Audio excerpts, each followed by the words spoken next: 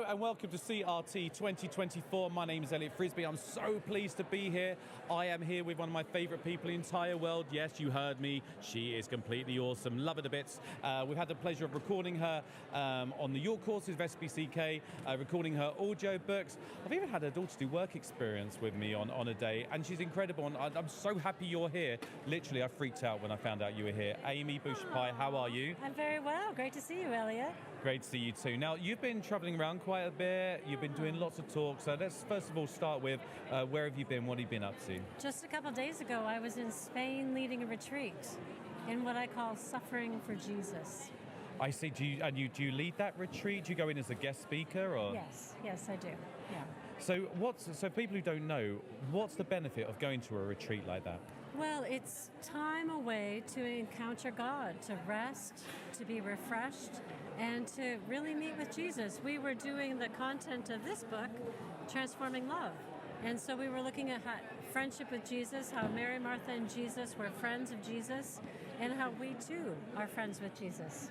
You know, the interesting thing is, after I worked with you... You know this book. I do know it. I talk a lot more about Mary and Martha than I ever have done before because of this book. That is the truth. I love hearing that. That is the truth. And it's really great. Now, you were obviously doing a talk last night as well. Can you tell everyone a bit about what you were doing at your talk at CRT? Yes. Well, I was talking about how sometimes we get put into roles, into typecasts, into boxes like Mary and Martha were.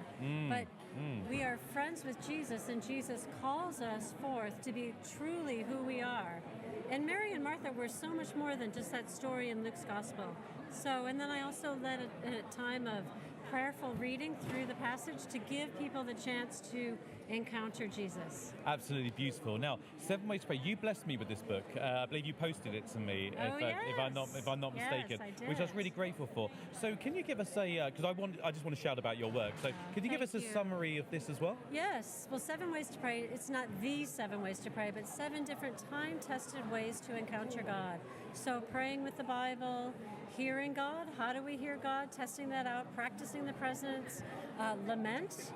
You know, God welcomes us to pour out our grief to Him, placing ourselves into the Bible stories, all these different ways. It's very accessible. There are prayer practices in there.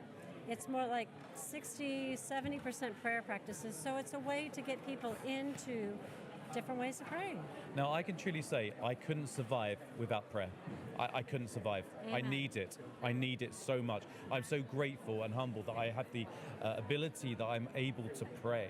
And one thing that I love, and as you know, I'm quite passionate about the outskirts of faith. Yes. And that was so fun when we were on the podcast. That was so much fun, right? Yes. But something that I always get drawn to, very much so, it's very much in my heart right now, is when, and I paraphrase slightly, is when Jesus says, don't be like the hypocrites and just reel out loads of words, but instead, go to your place in secret and meet your Father who meets you there in secret, which just says, you go and pray, just start that conversation. It doesn't matter where it is, start in your way.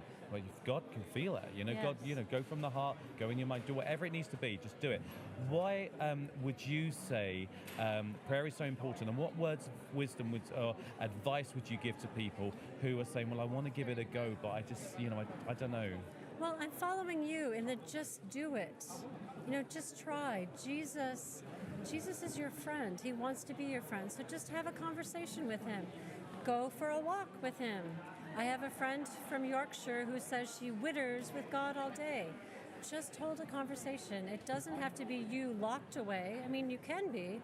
There's a lot of benefit in that. But you can also pray and remember Jesus when you boil the kettle. Every time you boil the kettle, go, I am a child of God. That's right. God loves me.